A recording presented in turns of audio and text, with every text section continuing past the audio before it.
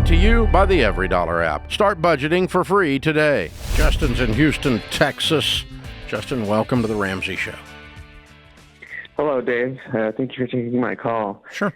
I was wondering about taking a loan out for home repairs for the end goal being to sell the home. And I know that debt is bad, but the situation is that I have two elderly relatives with a fixed income, and the houses that they have, fortunately, are completely paid off.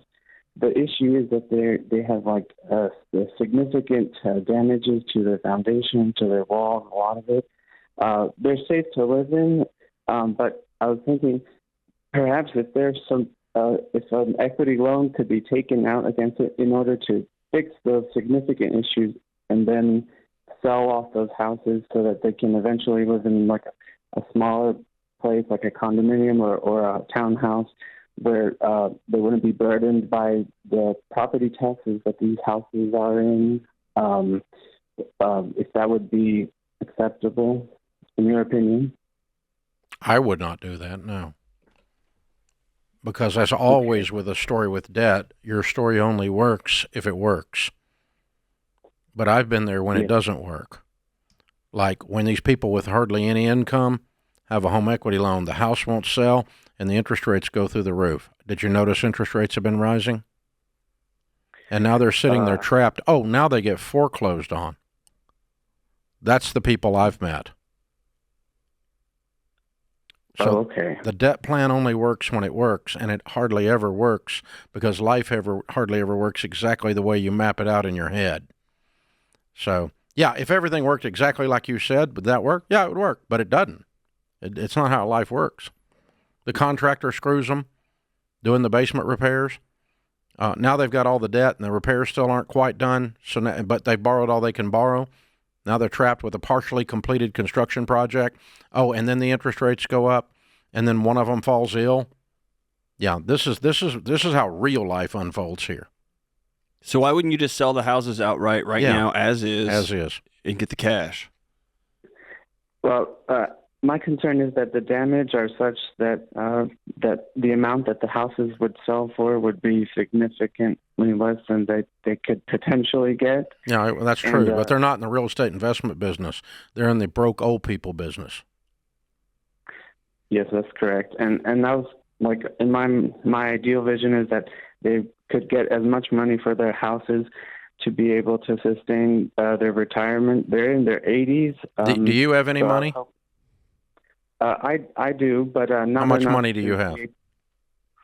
I have my wife and I have around 98K in our retirement accounts. Mm-hmm. And we have no debt. We've been very blessed. So you don't have the money to give them for this, do you? No, sir. Okay. You are a kind person, Justin, trying to do something good for your grandma, grandpa, or your uncle or aunt or whoever it is.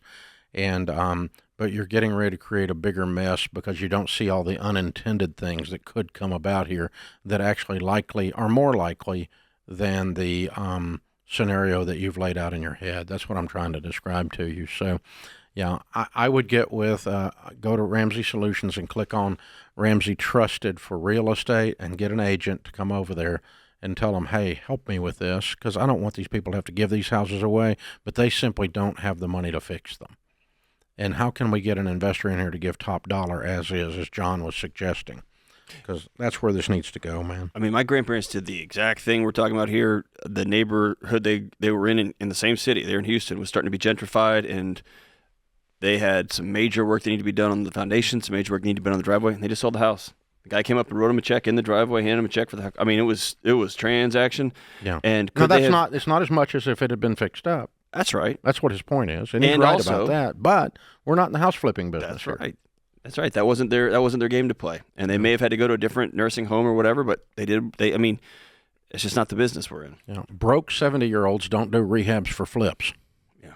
That's what it amounts to. Especially on margin. Especially when you're borrowing a home equity loan on a paid-for house. It's just, and that's being cold. But really, this is the the actual fact of what we're facing. Now, how do we deal? How do we walk through it? Yeah, well,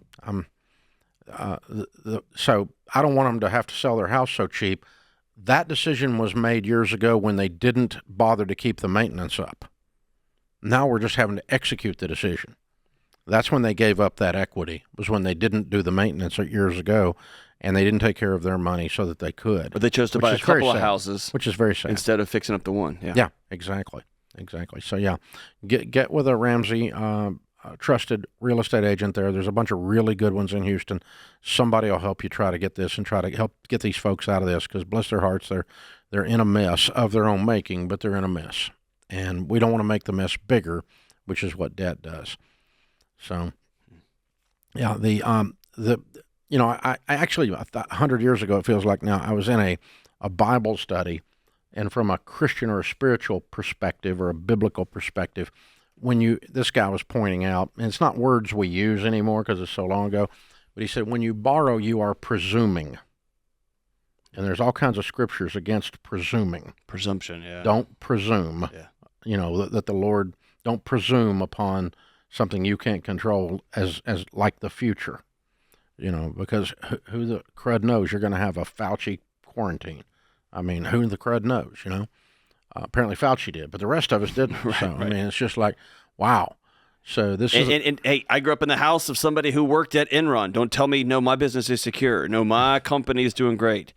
It's life. We wouldn't have jobs if life didn't turn that way, man. Yeah, if it turned out the way you thought it was going to turn out every time, nobody would be calling.